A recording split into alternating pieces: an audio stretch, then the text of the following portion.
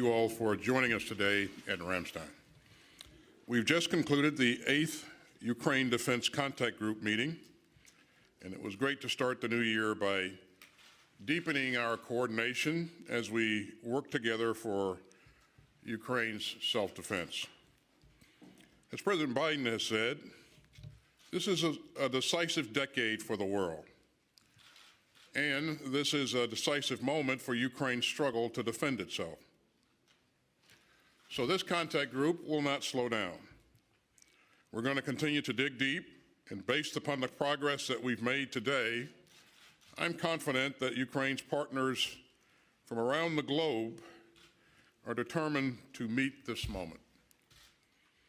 The United States remains committed to leading in this coordinated effort, and this morning I was pleased to announce another major round of U.S. security assistance designed to meet Ukraine's urgent battlefield requirements. And this $2.5 billion package is one of our largest yet.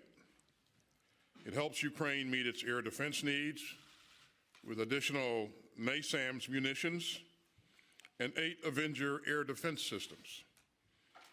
And this package also helps tackle Ukraine's urgent need for armor and combat vehicles. It includes 59 additional Bradley infantry fighting vehicles and 90 Stryker armored personnel carriers, 53 MRAPs, and 350 up-armored Humvees. And it will provide thousands more rounds of artillery. Now, we were honored to hear this morning from President Zelensky of Ukraine.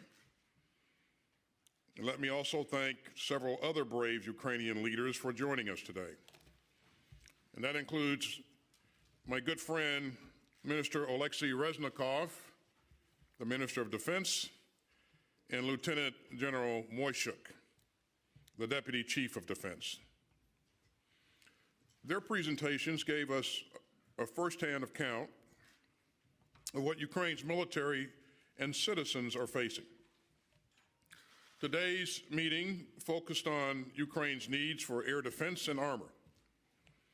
We also pushed hard on how to synchronize those donations and turn them into fully operational capabilities. And that means every step from donation to training to maintenance and then to sustainment. We also focused hard on how our collective and individual training efforts would be prosecuted. So, as you heard, President Biden recently announced the latest U.S. training initiative,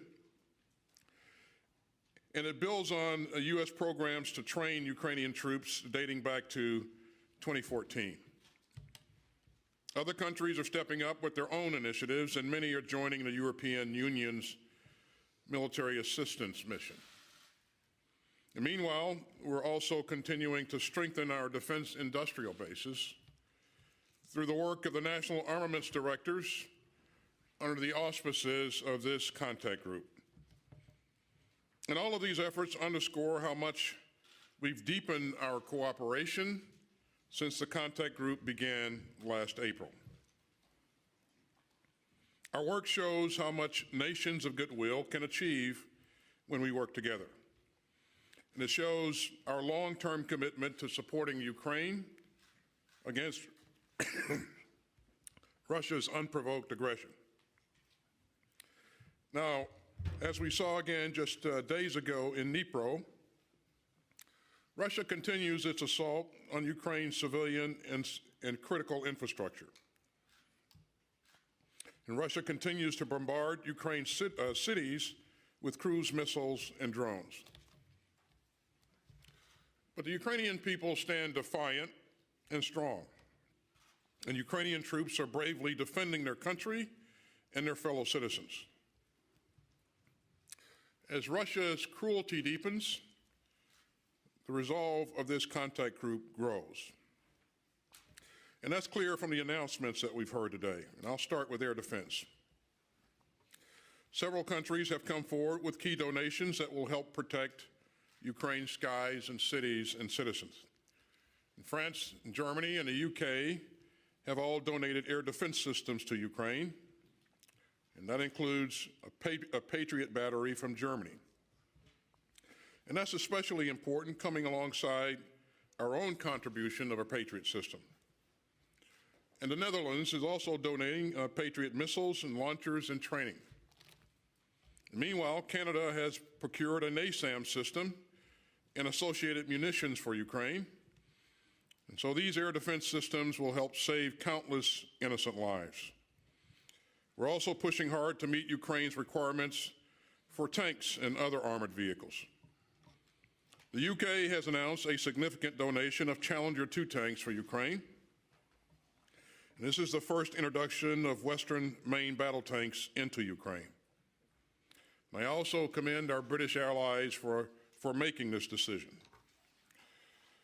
And Sweden announced it's donating CV-90 infantry fighting vehicles and an additional donation soon of Archer howitzers. We've also heard inspiring and important new donation announcements from several other countries, and that includes Denmark, which will donate 19 howitzers. And Latvia is donating more Stingers and helicopters and other equipment. And Estonia is providing Ukraine with a significant new package of much-needed 155 millimeter howitzers and munitions.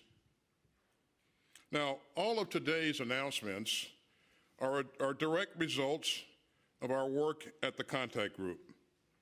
And these important new commitments demonstrate the ongoing resolve of our allies and partners to help Ukraine defend itself.